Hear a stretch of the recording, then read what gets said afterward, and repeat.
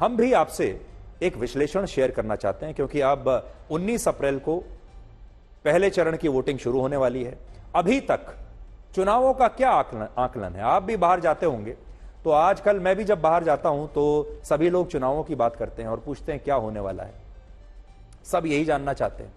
तो ये लोकसभा का शायद पहला ऐसा चुनाव है जिसमें बाहर सड़कों पर लोग ये नहीं पूछ रहे कि कौन जीत रहा है और कौन हार रहा है, बल्कि वोटिंग से पहले ही लोग ये मान बैठे हैं कि आएगा तो मोदी ही। और बहस अब इस बात पर है कि अब की बार 400 पार होगा या नहीं, और बीजेपी 370 जीतेगी या नहीं जीतेगी। लोग ये पूछते हैं 370 आ जाएंगी, बीजेपी की कितनी सीटें आएंगी, लेकिन वो ये मानकर बैठे हैं कि मोदी तो आएंगे ही। ज्यादातर लोगों को यह यकीन है, विश्वास है, भरोसा है कि नरेंद्र मोदी ये चुनाव हार नहीं सकते। अब जीतें चाहे कितनी भी सीट से, भले ही सीटों की संख्या ऊपर नीचे हो जाए, लेकिन नरेंद्र मोदी हार नहीं सकते। और इसका बड़ा कारण यह है कि पिछले 10 वर्षों में प्रधानमंत्री मोदी ने अपना कद इतना बड़ा कर लिया है कि विपक्ष का कोई भी नेता उनके आसपास दिखाई नहीं देता, देश की जनता को भी नहीं दिखाई दे रहा। विपक्ष के चुनाव प्रचार में उस तूफानी जोर की कमी दिखाई देती है जो एक जमी जमाई सरकार को उखाड़ सके। चुनाव से पहले एक तूफान होता है विपक्ष का, जिससे लोगों को लगता है कि यह तूफान सरकार को उखाड़ सकता है, लेकिन वो तूफान जो है वो दिखाई नहीं दे रहा। तो पहला बड़ा कारण है मजबूत विपक्ष की कमी और विपक्ष के पास कोई मजबूत नेता ना होना, जिसका सीधा फायदा नरेंद्र मोदी को मिल रहा है, बीजेपी को सीधा फायदा मिल रहा है। क्योंकि लोग वोट अगर नहीं डालेंगे मोदी को तो किसको डालेंगे? दूसरा चेहरा ही नहीं है। दूसरा फैक्टर है कल्याणकारी योजनाओं के लाभार्थी एक अलग वोट बैंक बन चुके हैं। राम मंदिर से प्रसन्न होने वाले हिंदू वोटर और वैश्विक राजनीति में भारत के बढ़ते कद पर गौरव महसूस करने वाले वोटर्स की संख्या प्रधानमंत्री मोदी को आसानी से जिता सकती है। तीसरा फैक्टर है हिंदी बेल्ट वाले राज्यों पर प्रधानमंत्री मोदी की मजबूत पकड़, जहां उनका हारना मुश्किल लगता है। सीटें ऊपर नीचे हो सकती हैं, लेकिन हारना मुश्किल है। लेकिन असली खेल कहां हो सकता है? 3 राज्य ऐसे हैं जो पूरा गेम पलट सकते हैं, और वो राज्य हैं महाराष्ट्र, पश्चिम बंगाल और बिहार। और इन तीनों राज्यों में लोकसभा की 130 सीटें हैं। ये तीनों राज्य सीटों के मामले में पूरे दक्षिण भारत के बराबर हैं, और यही असली खेल हो सकता है। अगर यहां ममता बनर्जी, तेजस्वी यादव और उद्धव ठाकरे के गठबंधन ने मोदी के रथ को रोक लिया तो बीजेपी का तूफान थम सकता है। पर ऐसी स्थिति में भी मोदी हारते हुए नहीं दिखते, सिर्फ कम सीटों से प्रधानमंत्री बनेंगे। लेकिन देश में विपक्षी दल यह भी कह रहे हैं कि इस बार क्षेत्रीय दल पहले से कहीं ज्यादा मजबूत हैं और वो जमीन पर बीजेपी को कड़ी चुनौती दे रहे हैं, और लोगों को शायद ये दिखाई नहीं दे रहा। मुस्लिम वोटर्स बीजेपी के खिलाफ एकजुट हो चुके हैं, और विपक्षी दल आज भी पारंपरिक राजनीतिक फॉर्मूले के हिसाब से मोदी को हराने का सपना देख रहे हैं। सबसे बड़ी बात यह है कि विपक्ष कमजोर है। दूसरा, विपक्ष कुछ नया नहीं सोच रहा, और आज भी वो पारंपरिक फॉर्मूले से ही चुनाव लड़ रहा है। वो फॉर्मूला क्या है? जातियों का फॉर्मूला कि जातिगत राजनीति की जाए, अल्पसंख्यकों का फॉर्मूला, क्षेत्रीय पहचान का फॉर्मूला, बेरोजगारी और महंगाई का फॉर्मूला, और 10 साल की एंटी इनकम्बेंसी फैक्टर को भी वो सोचते हैं कि अब शायद 10 साल के बाद लोग मोदी सरकार से थक चुके हैं। ये सारे वो थ्योरीज हैं जो इससे पहले पारंपरिक राजनीति में चला करते थे, लेकिन जैसे ये एंटी इनकम्बेंसी फैक्टर है, इस थ्योरी को प्रधानमंत्री मोदी कई बार इसको हरा चुके हैं, इस थ्योरी को, इसको झूठा साबित कर चुके हैं। इसके अलावा विपक्ष को यह भी उम्मीद है कि ईडी और सीबीआई का दुरुपयोग और चुनावी बॉन्ड इतने बड़े मुद्दे बन जाएंगे कि देश की जनता लोकतंत्र को बचाने के लिए 1977 की तरह शायद खड़ी हो जाएगी। लेकिन ये मुद्दे मीडिया की हेडलाइंस तो बन सकते हैं, न्यूज चैनल्स में इन पर डिबेट तो शायद हर रोज हो रहे हैं, लेकिन बेहतर जीवन के लिए संघर्ष करने वाले गरीब आम लोगों के लिए ये सारे मुद्दे शायद हैं ही नहीं। देश की गरीब जनता को ईडी से, सीबीआई से, चुनावी बॉन्ड से कुछ लेना देना नहीं है। उसे यह देखना है उसका राशन कैसे आ रहा है, उसे यह देखना है कि उसका जीवन स्तर बेहतर कैसे हो सकता है, उसे मकान कैसे मिलेगा। कुल मिलाकर अगर आप बीजेपी का आकलन अगर सही भी है तो यह लैंप पोस्ट चुनाव हो सकता है। यानी अगर प्रधानमंत्री मोदी एक लैंप पोस्ट को भी अपना उम्मीदवार बना दें तो वो भी चुनाव जीत जाएगा। बीजेपी की रणनीति यह है, और बीजेपी इसी विश्वास के साथ यह चुनाव लड़ रही है कि हम किसी को भी टिकट दे दें। जो टिकट है असल में वही सर्टिफिकेट है। निर्वाचन टिकट जो है वही निर्वाचन का सर्टिफिकेट है। बीजेपी ये सोचकर इस बार चुनाव लड़ रही है, यही सोचकर उन्होंने टिकट भी बांटे हैं। और इसीलिए मजाक में लोग कहते हैं कि अगर लैंप पोस्ट को भी टिकट दे दिया तो वो भी जीत जाएगी। चुनावी विश्लेषकों के लिए ये चुनाव बहुत महत्वपूर्ण होगा और बड़ा चुनौतीपूर्ण होगा। जैसे बहुत सारे लोग ये कहते हैं कि इस चुनाव में अभी दिलचस्पी कोई बची नहीं क्योंकि मैच ही नहीं है। ऐसा लगता है जैसे भारत और अफगानिस्तान का फाइनल होने वाला है, उसमें लोगों की रुचि ही नहीं है क्योंकि वन साइडेड है। लेकिन यह बहुत महत्वपूर्ण मैच होगा, बहुत महत्वपूर्ण चुनाव होगा, जिससे यह तय होगा कि क्या माहौल और जमीनी सच्चाई एक ही है। यानी जो माहौल हम देख रहे हैं, जो हम सुन रहे हैं, जो टीवी पर देखते हैं, जो डिजिटल मीडिया पर देखते हैं, सोशल मीडिया पर देखते हैं, जो बाहर सड़कों पर लोग कह रहे हैं, यह माहौल है। लेकिन जमीनी हकीकत, क्या माहौल और जमीनी हकीकत एक है, या मीडिया और सोशल मीडिया पर चल रहे माहौल के घने बादलों से हम जमीनी सच्चाई को देख ही नहीं पा रहे हैं। देखिए, यह बहुत बड़ा सरप्राइज होगा अगर यह बात साबित हो जाए कि माहौल का ऐसा गहरा बादल है कि ऊपर से उस बादल के थ्रू हम जमीन को देख ही नहीं पा रहे हैं। अब दोनों में से क्या चीज सही होगी, यह चुनाव के बाद पता चलेगा। इस बात को आप प्रियंका गांधी वाड्रा और राहुल गांधी के आज के बयानों से समझिए, क्योंकि ये दोनों ही नेता यह सोच रहे हैं कि बीजेपी बहुत बुरा प्रदर्शन करने वाली है और बैठे बैठे उन्हें सिर्फ चुनाव प्रचार में जाकर हाथ जोड़ना है और ऐसे हाथ हिलाना है और जनता उन्हें वोट दे देगी। प्रियंका गांधी वाड्रा का कहना है कि अगर ईवीएम में कोई गड़बड़ी ना हो तो बीजेपी 180 सीटों पर सिमट जाएगी। राहुल गांधी कहते हैं कि उन्हें पहले ऐसा लगता था कि बीजेपी 180 सीटें जीतेगी, लेकिन अब बीजेपी 150 के पार भी जा नहीं पाएगी।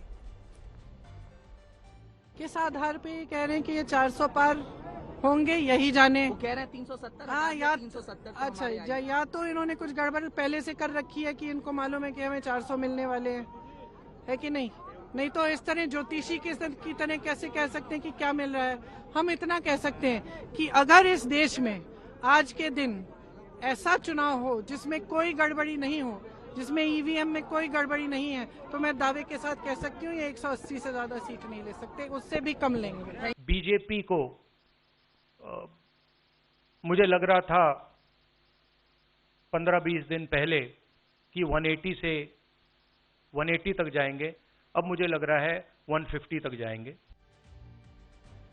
लेकिन कांग्रेस को एक बात यह भी नहीं भूलनी चाहिए कि पिछले 2 चुनावों में जो कांग्रेस का सक्सेस रेट रहा है वो रहा है 10% के आसपास। यानी जब वो 400 सीटों पर चुनाव लड़ते हैं तो 40 जीतते हैं। पिछली बार उन्होंने 52 सीटें जीती थी और उनका सक्सेस रेट था पिछले चुनाव में 8-9% के आसपास।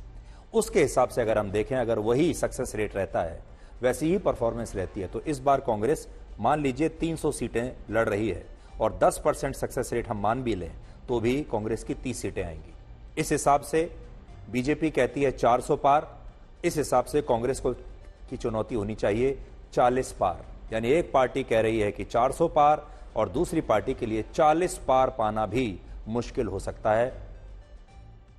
एक ही तरीका है कि माहौल के बादल में हमें जमीन दिखाई नहीं दे रही, यह अलग बात है। और अगर ऐसा होता है तो फिर यह चुनाव बड़ा ही चुनौतीपूर्ण भी होगा और आने वाले चुनावों के लिए, नेताओं के लिए एक बहुत बड़ी सीख भी होगा। मीडिया के लिए भी एक बहुत बड़ी सीख होगा अगर इसमें कोई उलटफेर होता है तो। लेकिन आज की स्थिति ऐसी लगती है कि नरेंद्र मोदी का हारना लगभग असंभव सा दिखाई दे रहा है अभी। हां, सीटें ऊपर नीचे हो सकती हैं। सीटें कितनी आएंगी? 250 आएंगी, 300 आएंगी, 350 आएंगी। अभी सारे लोग जो बाहर हैं वो इस पर चर्चा कर रहे हैं। यह भी इत्तेफाक है कि आज रामनवमी है और आज ही के दिन लोकसभा चुनाव के पहले चरण के लिए चुनाव प्रचार थम गया है। इस बार के लोकसभा चुनाव 7 चरणों में हो रहे हैं, जिनमें पहले चरण में यानी 19 अप्रैल को 21 राज्यों और केंद्र शासित प्रदेशों की सबसे ज्यादा 102 लोकसभा सीटों पर 19 अप्रैल को वोट डाले जाएंगे। आप ये तिथि याद कर लीजिए, 19 अप्रैल। और इनमें 10 राज्य और केंद्र शासित प्रदेश ऐसे होंगे जहां एक बार में ही 19 अप्रैल को सारी वोटिंग हो जाएगी, जिनमें तमिलनाडु और उत्तराखंड प्रमुख हैं। तो सोचिए, तमिलनाडु में पूरा चुनाव 19 को खत्म हो जाएगा। तमिलनाडु में लोकसभा की 39 और उत्तराखंड में 5 सीटें हैं। बड़ी बात यह है कि पिछली बार बीजेपी उत्तराखंड की सभी 5 सीटें जीती थी और तमिलनाडु में वो एक भी सीट नहीं जीत पाई थी। इन राज्यों के अलावा जम्मू कश्मीर की 1, उत्तर प्रदेश की 8, बिहार की 4, राजस्थान की 12, मध्य प्रदेश की 6, छत्तीसगढ़ की 1, महाराष्ट्र की 5, पश्चिम बंगाल की 3 और उत्तर पूर्वी भारत के राज्यों की 15 सीटों पर 19 अप्रैल को वोट डाले जाएंगे। नक्शे पर आप देख लीजिए, जो लाल रंग से आपको जगह दिखाई दे रही है राज्य, वहां चुनाव है 19 अप्रैल को। पिछली बार इन्हीं 102 सीटों में से सबसे ज्यादा 40 सीटें बीजेपी ने जीती, 24 डीएमके ने, 15 कांग्रेस ने, 3 बीएसपी ने, 2 सीटें एलजेपी और समाजवादी पार्टी ने और 1 सीट जेडीयू ने जीती थी पिछली बार। बड़ी बात यह है कि बीजेपी ने पिछली बार इन 102 सीटों में से सिर्फ 56 सीटों पर ही चुनाव लड़ा था, जिसमें से उसे 40 सीटें जीत उन्हें मिल गई थी 40 पर। इन 40 सीटों में भी 34 सीटें बीजेपी ने 1 लाख वोटों के अंतर से जीती थी। सोचिए कितनी बड़ी संख्या में, और सिर्फ 1 सीट 10,000 से कम वोटों के अंतर से बीजेपी ने उस समय जीती थी।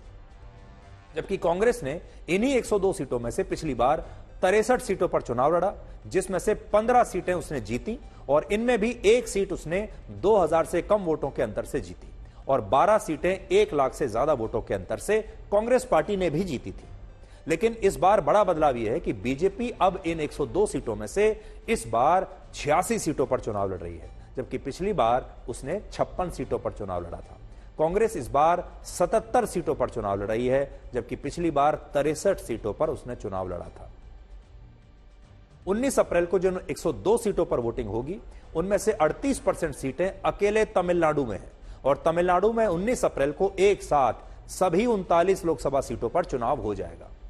पिछली बार तमिलनाडु में डीएमके ने सबसे ज्यादा 24 सीटें, कांग्रेस ने 8, सीपीआई और सीपीएम ने 2-2 और एआईएडीएमके ने 1 सीट पर चुनाव जीता था। लेकिन इस बार तमिलनाडु में प्रधानमंत्री मोदी ने बड़ी मेहनत की है और तमिलनाडु में बीजेपी के अध्यक्ष के अन्नामलाई कोयम्बटूर से खुद चुनाव लड़ रहे हैं, जहां बीजेपी को चुनावों में औसतन 30% से ज्यादा वोट मिलते हैं। और पिछली बार बीजेपी सीट पर सीपीएम के बाद दूसरे नंबर पर थी और उसे तब 31% से ज्यादा वोट मिले। बीजेपी को उम्मीद है कि इस बार के अन्नामलाई की इस सीट को तो वो जीत ही जाएंगे और प्रधानमंत्री मोदी ने जो मेहनत की है उससे तमिलनाडु में उसे कुछ और सीटें मिल जाएंगी या फिर बीजेपी का जो वोट परसेंटेज है वो तो जरूर बढ़ ही जाएगा। अब सीटें कितनी मिलेंगी ये तो बाद में पता चलेगा, लेकिन बीजेपी को इस बात का भरोसा है कि वोट परसेंटेज उनका जरूर बढ़ेगा। हालांकि तमिलनाडु में बीजेपी के लिए लड़ाई आसान नहीं है। तमिलनाडु में पिछली बार बीजेपी ने 39 में से 5 सीटों पर चुनाव लड़ा था, सिर्फ 5 पर, जहां उसे सिर्फ 3.5% वोट मिले। लेकिन इस बार बीजेपी तमिलनाडु में 23 सीटों पर चुनाव लड़ रही है। और बड़ी बात यह है कि तमिलनाडु में इस बार डीएमके और कांग्रेस गठबंधन में चुनाव लड़ रहे हैं, जबकि बीजेपी और एआईएडीएमके का गठबंधन टूट गया है। एआईएडीएमके जयललिता की पार्टी है और ये दोनों पार्टियां अब अकेले चुनावी मैदान में हैं। आप ये समझ सकते हैं कि एआईएडीएमके जो है वो तमिलनाडु में वही काम कर रही है जो उत्तर प्रदेश में बीएसपी कर रही है। बीएसपी कहने को तो बीजेपी की लगातार आलोचना करती है, लेकिन लोगों का ऐसा कहना है कि बीएसपी बीजेपी को ही फायदा कराएगी। इसी तरह एआईएडीएमके भी लगातार बीजेपी की आलोचना करती है, लेकिन हो सकता है वो तमिलनाडु की बीएसपी बन जाए।